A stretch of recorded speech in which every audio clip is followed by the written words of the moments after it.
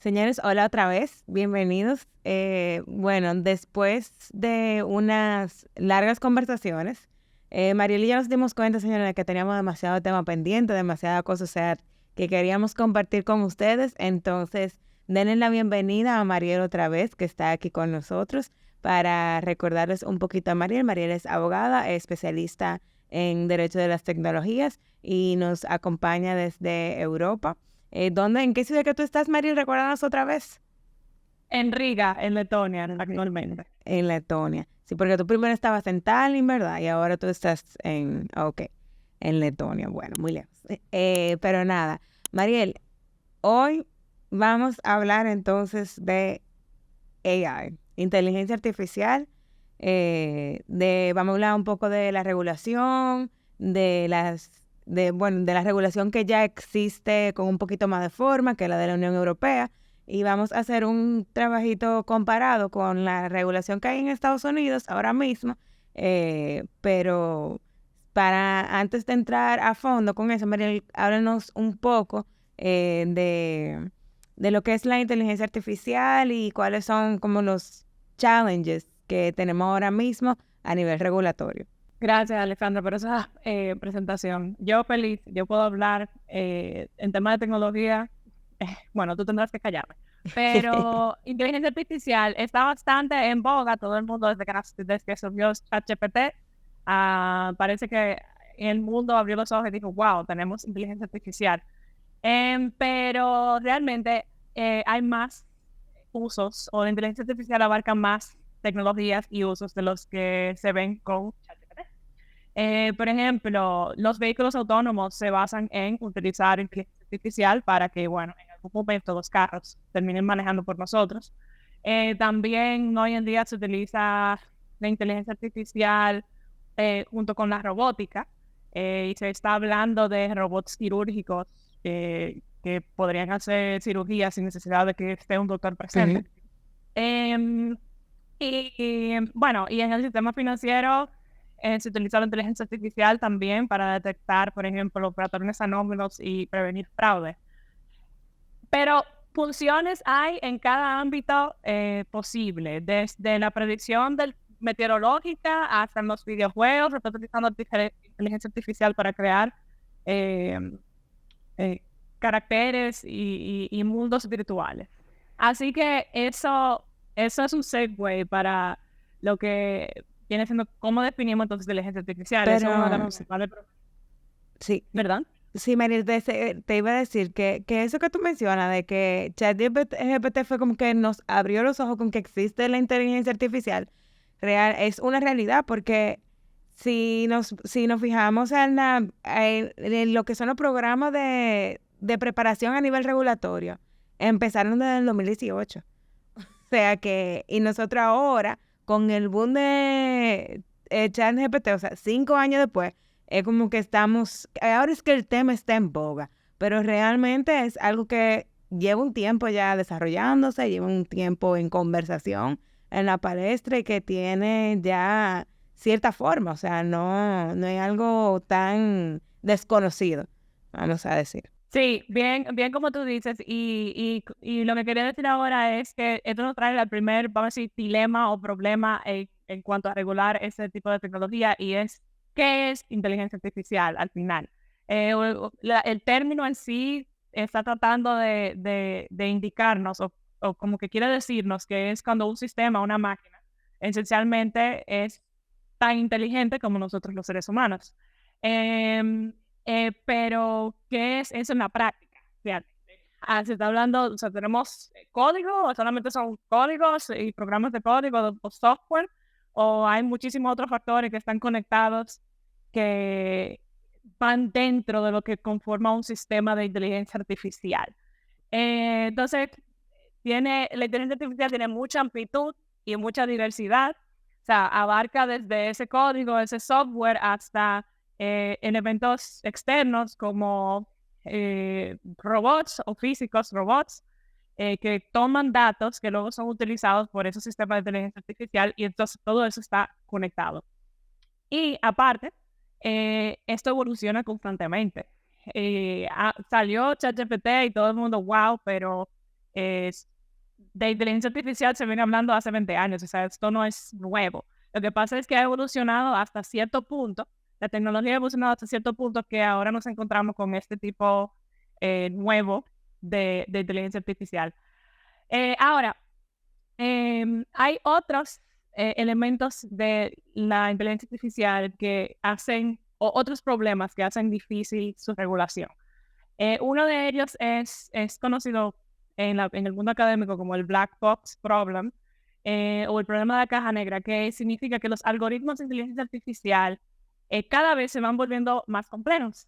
Entonces, mientras más complejo se vuelve, menos comprensible es para los seres humanos. Y esto tiene mucho problema en cuanto a la transparencia, o sea, cómo nosotros sabemos por qué el sistema de inteligencia artificial tuvo ese output o tomó esa decisión. Si inclusive los que generaron el código y escribieron el código ya ni siquiera podrían saber de cómo evolucionó y cómo llegó hasta ese contenido. O sea, las computadoras son, nosotros somos buenos los seres humanos somos buenos en creatividad y conectar diferentes puntos y vamos a decir, la inteligencia como abstracta, pero las computadoras pueden analizar una gran cantidad de datos en mucho menor tiempo que nosotros no podemos. Entonces, se hace muy difícil no hablar de responsabilidad. ¿Quién es responsable si un sistema de inteligencia artificial produjo un output? Fue el que escribió el código, fue el que lo desarrolló y lo implementó encima de otra plataforma. Luego está el tema de discriminación, dependiendo de la data que se le facilite a los sistemas de inteligencia artificial, pues pueden existir bias, y ya dado que tú tienes un sistema que está predispuesto a tomar ciertas decisiones de manera discriminatoria. Claro, porque al final del día son seres humanos que desarrollan esos códigos y de manera indirecta y la mayoría de las veces inintencionalmente, los seres humanos transmiten esos bias, esos prejuicios que tienen por temas culturales o por razones particulares, se transmiten al código y luego se aplica de esa manera. Y mire, es muy interesante porque muchos de esos prejuicios y de esos bias son inconscientes, la mayoría de las veces.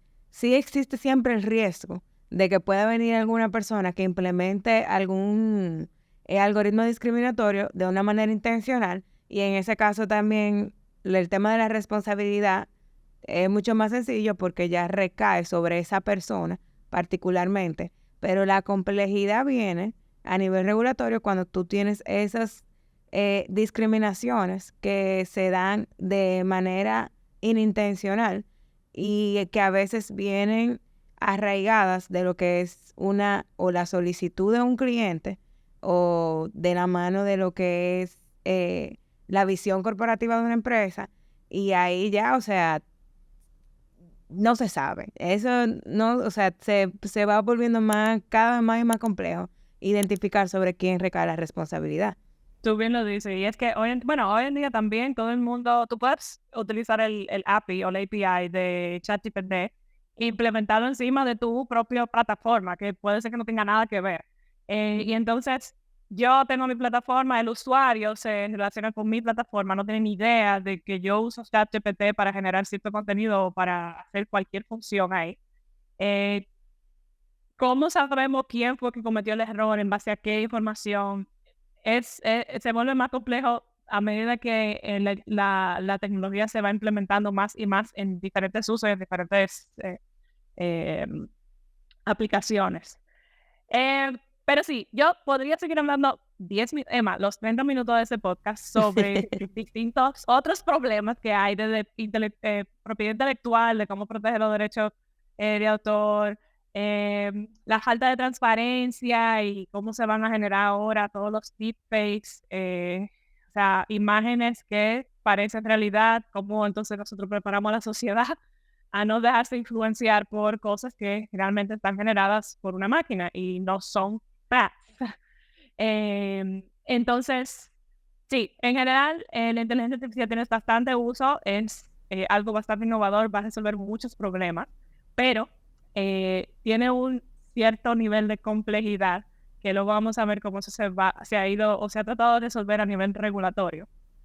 Eh, eh, sí, y que debe ser considerado al momento de que se enacte cualquier regulación. Danos, Mariel, un poco de lo que es ese marco regulatorio que ha presentado la Unión Europea, que fue finalmente aprobado en el verano del 2023, que viene a ser realmente el primer marco regulatorio formal, o sea, robusto, existente en la materia. Háblenos un poco de eso. El único detalle es sí fue aprobado, pero el Parlamento Europeo aprobó su posición sobre la propuesta que hizo la Comisión Europea. So, el acto todavía no ha sido publicado, o sea, no se ha aprobado en su totalidad. Ahora el Parlamento aprobó cuál es su posición. La Comisión Europea tiene que hacer unos ajustes y entonces después se va a someter de nuevo a votación para que se apruebe. Pero vamos a decir que los cambios son relativamente mínimos. ¿Qué es esto? ¿Qué es este reglamento sobre inteligencia artificial? Bueno, a medida que, como bien decía Ale,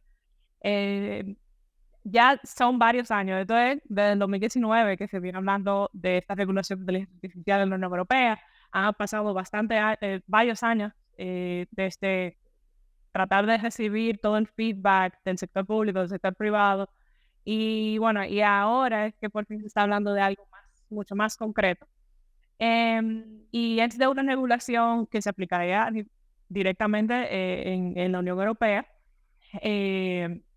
y que viene, pues eso, por un lado, tratar de promover la innovación de la inteligencia artificial, pero siempre protegiendo los derechos fundamentales de los ciudadanos. Ya como mencioné, porque hay muchos problemas que pueden surgir. Y bueno, el regulador quiere no ponerse delante porque ya la tecnología está bastante avanzada, pero ha aportado ese marco regulatorio que se basa en dos ejes principales, en mi opinión. Uno es en tratar de que la regulación sea tecnológicamente neutral, no hablar de una tecnología en específico, porque la tecnología sigue desarrollándose. Y segundo es enfocarse, o sea, tener un enfoque basado en riesgos para regular los sistemas de inteligencia artificial. ¿Y por qué se habla mucho de riesgos? Porque prácticamente la regulación pone una clasificación, empieza a clasificar los sistemas de inteligencia artificial en una pirámide donde en la cúspide están los sistemas de inteligencia artificial más peligrosos y de mayor riesgo, y así va bajando a alto riesgo, mediano riesgo y bajo riesgo. Y los requisitos, se le aplican más requisitos pues a los sistemas de mayor riesgo y mucho menor a los sistemas de bajo riesgo.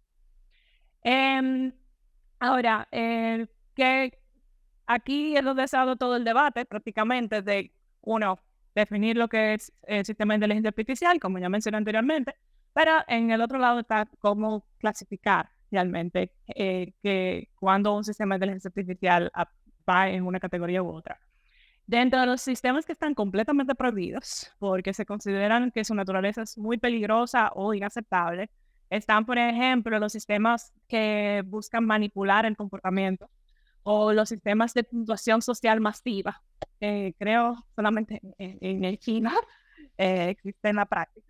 Luego, los sistemas de alto riesgo son aquellos que tienen un impacto grave o muy grande a los derechos y a la seguridad de las personas. Y ponemos, por ejemplo, los sistemas de inteligencia artificial que se podrían utilizar en el sistema de justicia o los sistemas de identificación biométrica.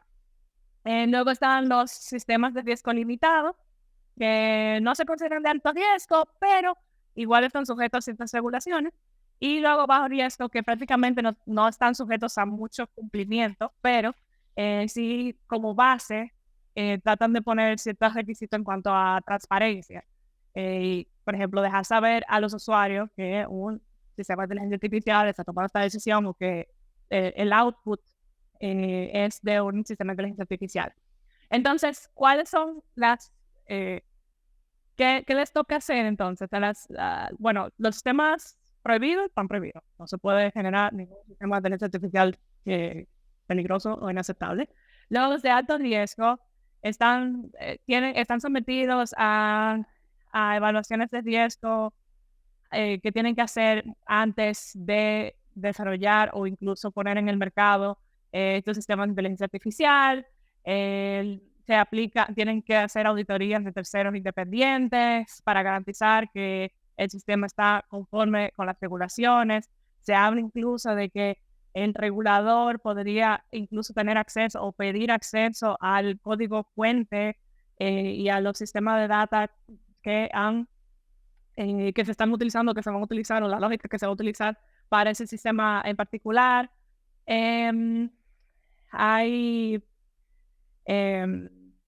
Sí, entonces hay como un control un poco ex ante de qué se debe hacer antes de tú poner en un sistema de inteligencia artificial de alto riesgo o dejar que un usuario en la Unión Europea utilice ese sistema de inteligencia artificial de alto riesgo. Ya para los sistemas de inteligencia artificial de bajo riesgo, solamente, como mencioné, prácticamente tienen que cumplir con requisitos de transparencia y etiquetado para informar sobre todo a los usuarios sobre la presencia de inteligencia artificial. Luego se habla de algunos mecanismos de cumplimiento y voy a culminar mi participación para que no sea algo muy largo, pero bueno, una de las medidas disuasorias es las sanciones y multas significativas en caso de infracción, que pueden llegar hasta el 6% del worldwide turnover de la empresa. Se prevé entonces la creación de un órgano europeo cuyo objetivo exclusivo sería la supervisión de la inteligencia artificial. Y bueno, por otro lado, también para fomentar el tema de la innovación, se habla de Regulatory Sandbox y abrir ese espacio para que se facilite el desarrollo y la validación del sistema de inteligencia artificial sin el peso de tener que cumplir, por ejemplo, también con el GDPR o la Ley General de Protección de Datos. Además de que te dicen que tú puedes y que no puedes hacer al mismo tiempo, o sea, implican una carga económica enorme también para las empresas. O sea, que eso tiene unas repercusiones también financieras bien fuertes, porque mantenerse al día con todo lo que es las notificaciones, todo el papeleo, o sea, todos esos niveles y estándares de seguridad también que se requieren. Y eso implica personal que hay que contratar y también inversiones en desarrollo de infraestructura tecnológica que son millonarias. Pero este approach que tú mencionas, que tiene la Unión Europea, es bien interesante, Mariel, porque lo primero que yo veo que es buenísimo es que de entrada te están diciendo, un momento, aquí hay tecnología que nosotros sabemos que tú puedes hacer y que se pueden hacer, pero que no la vamos a aceptar. O sea, hay cosas que están prohibidas por las implicaciones que tienen a nivel de derechos humanos, por las implicaciones que pueden tener a nivel de garantías de ciertas seguridades que la mayoría de los países tratan de brindar a sus ciudadanos de cara a lo que es su privacidad, de cara a lo que es también sus derechos económicos y financieros. O sea, es realmente muy positivo, o sea, saber, es positivo, pero también como que da un poquito de miedo, porque tú sabes, o sea, saber que ya hay una regulación que te dice de entrada, esto no se puede hacer. También le da al mismo tiempo la idea de que hay gente que estaba inventando con ese tipo de cosas. O sea, de que hay tecnologías que se están trabajando y que se estaban tratando de desarrollar que realmente podían tener ese nivel de impacto, de afectar cómo los seres humanos tomamos decisiones, por ejemplo. Sabemos que la tecnología lo hace, o sea, eso es un tema bien de mucho revuelo, porque son temas que están muy presentes en la palestra, sobre todo con el tema de la elección en Estados Unidos, que se habló mucho de lo que era la manipulación en toma de decisiones, pero con un nivel de tecnología inferior, o sea, no al nivel de lo que pudiera llevar a hacer estos proyectos que se están hablando y estos nuevos desarrollos de tecnología de inteligencia artificial. Mariel, ¿cuáles tú entiendes que van a ser los retos más grandes que va a tener este board de la Unión Europea para poder implementar esta nueva regulación desde este approach de análisis de riesgo? Mira, yo creo que ya de por sí, incluso el proceso de sacar esa regulación ha demostrado cuál va a ser uno de los grandes dolores de cabeza, y es el de congeniar primero qué entra dentro de lo que se considera un sistema de inteligencia artificial, y luego de cómo se va a categorizar, porque en la Comisión Europea ellos, en ese sentido, la regulación es un poco modular, porque ponen los específicos, por ejemplo, los sistemas que entran en la categoría de altos riesgos están en un anexo que puede ser modificado y que se puede seguir incrementando, que puede ser modificado por la Comisión Europea a medida que vaya viendo que debe de entrar un sistema de inteligencia artificial en esta categoría. Entonces, creo que va a haber mucho dime y direte en regulador y entonces en el sector privado en defender por qué una cosa no entra dentro de la otra. Por ejemplo, el sistema buscador de Google, que nos estábamos mencionando hace poco, entra ese algoritmo que utiliza Google para hacer un output de la búsqueda que tú haces en tu buscador. Entra eso dentro de la categoría de un sistema de inteligencia artificial. Sí, no. Luego, es un sistema que entra dentro de la categoría de alto riesgo, mediano riesgo o menor riesgo.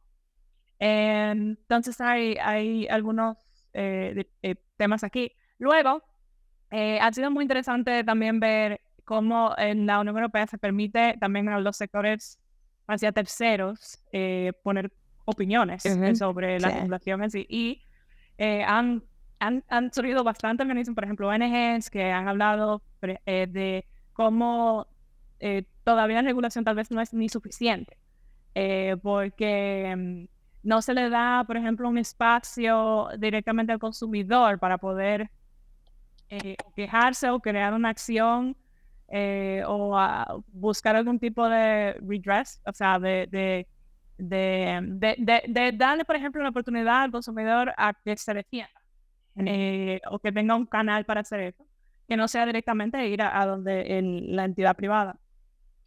Se habla también bueno, sí, eso, sí, hicieron incluso estudios sobre el impacto económico que eso va a representar para las pequeñas y medianas empresas, y incluso como el acto está ahora mismo, ya se sabe que hay una expectativa de que el 20% de la inversión de inteligencia artificial va a salir de la Unión Europea para otros mercados que sean menos, no problemáticos, pero que tengan menos estrictos, una regulación más flexible. Más flexible. Yo creo, Mariel, que ahí es bueno que hagamos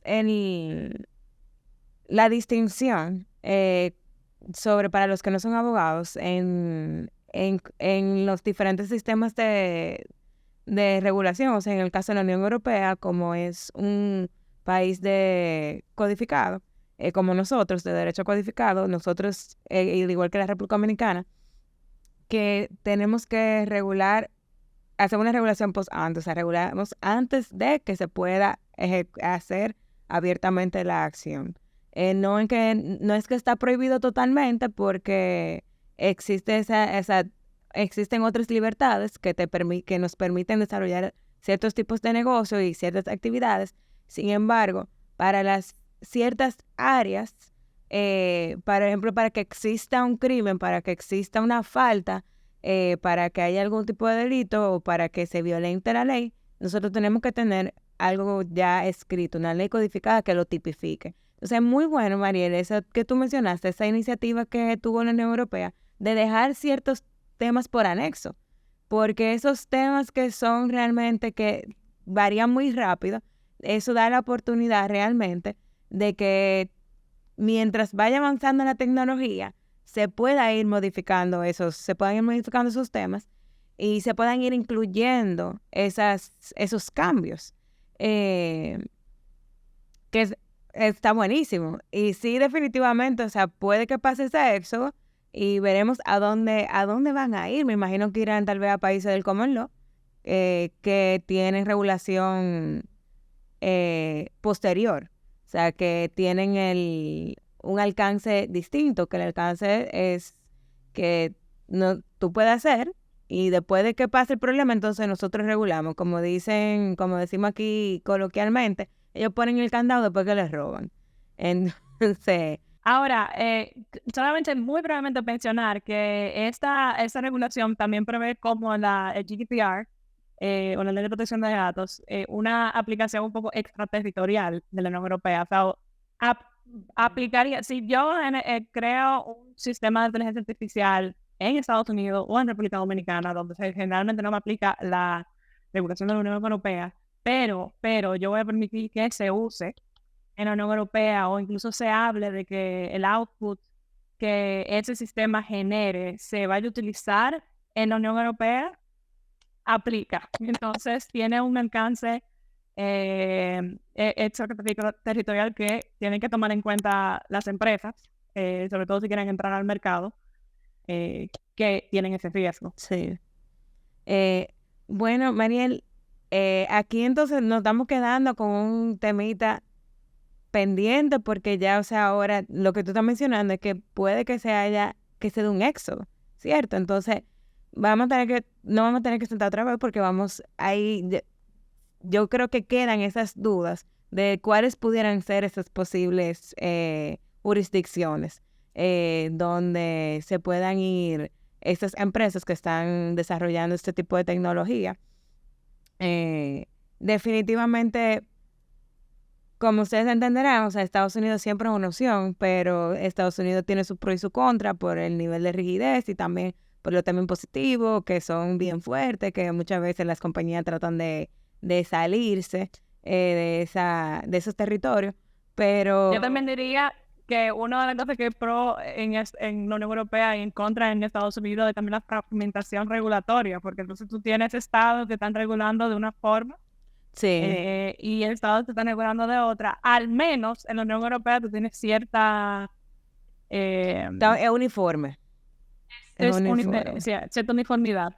Sí, tenemos ese problema existe actualmente en Estados Unidos, que está ese tema de que cada estado, bueno, no todos se están regulando hasta el momento, pero tenemos estados que tienen sus legislaciones que ya han aprobado, o sea, como California tiene su regulación, Maine tiene, Colorado tiene también, Maryland y Virginia, pero sabemos que sí realmente, o sea, no son igual, o sea, no tienen el mismo nivel de escrutinio en todos los sitios y Estados Unidos sí también tiene un approach diferente, pero yo creo que ese es un tema que podemos dejar para otro día porque ya nos estamos quedando un poquito corto de tiempo.